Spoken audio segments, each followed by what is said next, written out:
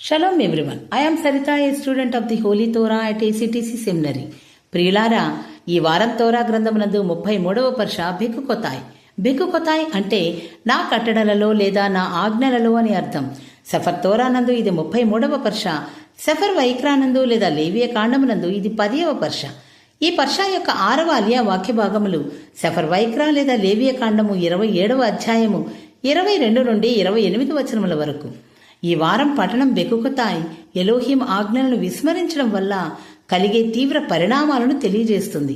ఈ 6వ అలియాలో ఎలోహిం మోషేతో మాట్లాడుతూ, ఇజ్రాయేలీలు తన ఒడంబడికకు విరుద్ధంగా నడిస్తే వారు శత్రు దేశాలలో భయం, అణిచివేత మరియు వెలివేతను ఎదుర్కొంటారని హెచ్చరిస్తాడు.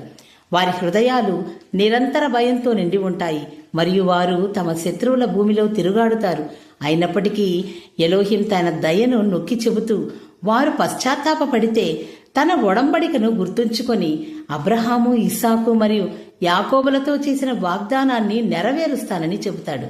ఈ అలియా ఎలోహిం న్యాయం మరియు కరుణ రెండింటినీ విధేయత లేనప్పుడు శిక్ష మరియు పశ్చాత్తాపంతో పునరుద్ధరణ అవకాశాన్ని నొక్కి చెబుతుంది.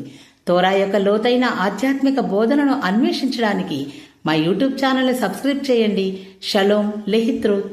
Thanks for watching. Do subscribe our channel. Please like, share, comment and don't forget to click the bell icon for notifications.